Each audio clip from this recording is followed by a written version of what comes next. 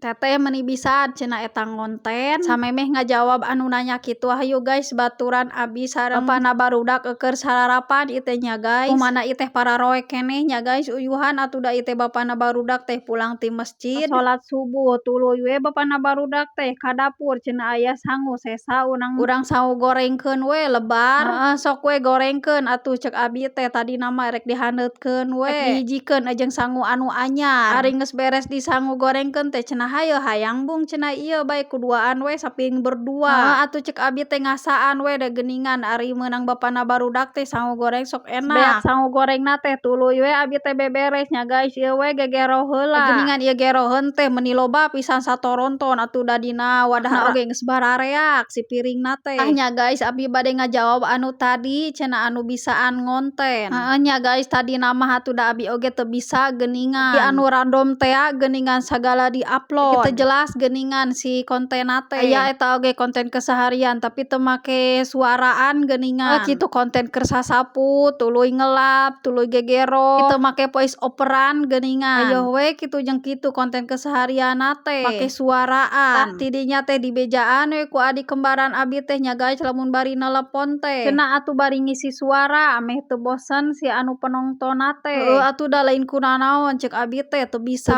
ngomongna. Atuh da bosen nongtonna oge cenah haban we kitu bari eueuh ngocoblakan mah. Ceuk adik kembaran abi teh. Nya atuh nya guys abi teh nyobaan we ngisi suara apik teh naon ge nya guys meuni asa arera teh mimiti mah ngadengena teh. Kitu rarasaan mah asa geli we ngadenge sora-sorangan teh. Ti dinya teh dipikir-pikir asa arera teuing cenah teh. Random deui we nya guys ti dinya teh si konten-kontenna teh. Random teh sagala we di-upload aya anu keur macul ku abi teh di-upload pokona mah teu jelas we si konten-kontenna teh. Atuh nya guys caritana teh abi teh diajak we ku emang ka tempat si Mang Cikruh geuning tah ti dinya teh dipapatahan we ku si Mang Cikruh teh cenah sing jelas cenah rek keseharian erek komedi si kontenna teh. Tah geus mah dipapatahan ku si Mang Cikruh nya abi teh nyetap we nya guys jadi konten keseharian. Jeung deui bari diajar we ngisi suarana saeutik-saeutik. Jeung deui sabari nempoan konten-konten anu keseharian we jadi ku abi teh diturutan nya guys. Kan geuningan aya istilahna ATM amati, tiru, modifikasi. Tah ku abi teh diterapkeun we si ATM eta teh. Kudu bisa ngarobah we saeutik-saeutik ulah niru pisan.